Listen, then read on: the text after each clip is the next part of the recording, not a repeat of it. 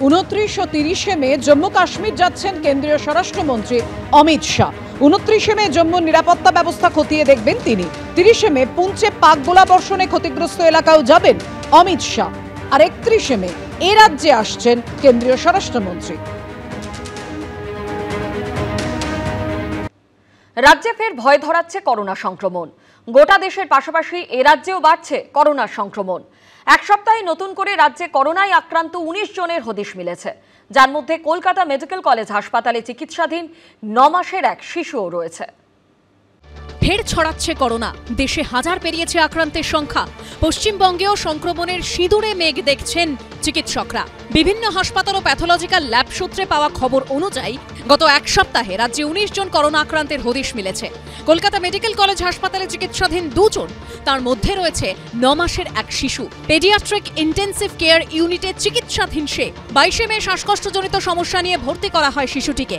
একই সঙ্গে কলকাতা মেডিকেল কলেজের আইসোলেশনে রয়েছেন 55 বছরের এক মহিলা। করোনা আক্রান্তরা হাসপাতালে চিকিৎসাধীন হচ্ছেন এমন খবর আমাদের রাজ্যের বিভিন্ন সরকারি মেডিকেল কলেজ হাসপাতাল, বেসরকারি হাসপাতাল, নার্সিংহোম থেকেও পাওয়া যাচ্ছে।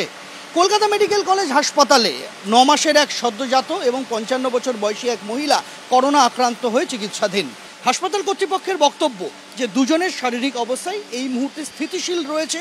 তারা হাসপাতালে কোভিড আক্রান্তের সংখ্যা বাড়তে শুরু করলে কি ব্যবস্থা নিতে হবে তার একটা প্রস্তুতি রেখে দিয়েছেন। বাকিটা স্বাস্থ্য ভবনের নির্দেশের অপেক্ষা। দুজনের শারীরিক অবস্থার যথেষ্ট উন্নতি হয়েছে বলে জানিয়েছেন চিকিৎসকরা।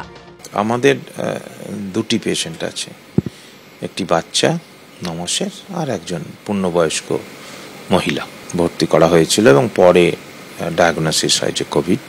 সরকারি নিয়ম মতো ওই সমস্ত ব্যবস্থা চলছে। সরকার তো এখনো কোনো ইনস্ট্রাকশন দেননি যে আলাদা কোভিড ওয়ার্ড চালু হবে। পেশেন্ট দুজনেই ভালো আছে, আগের থেকে অনেক ইমপ্রুভ করে গেছে। কলকাতা মেডিকেল কলেজ হাসপাতালের পাশাপাশি অ্যাপোলো হাসপাতালে করোনা সংক্রমণ নিয়ে চিকিৎসাধীন রয়েছেন 6 জন।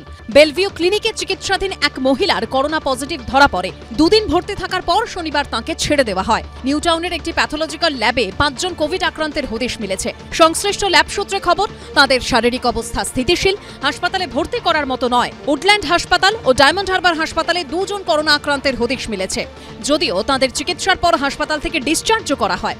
ওমিক্রনের উপপ্রজাতি JN.1 এর সাবভ্যারিয়েন্ট NB.1.8.1 যেভাবে ভয় ধরাচ্ছে, তাতে আগেভাগেই সতর্ক হচ্ছে বিভিন্ন হাসপাতাল। করোনা নিয়ে আপাতত স্বাস্থ্য দপ্তরের নতুন নির্দেশিকা না এলেও আগেভাগে সতর্ক বেলেঘাটা আইটি হাসপাতাল। সূত্রের খবর, বেলেঘাটা হাসপাতালে নতুন করে প্রস্তুত রাখা হয়েছে 5টি আইসোলেশন ওয়ার্ড।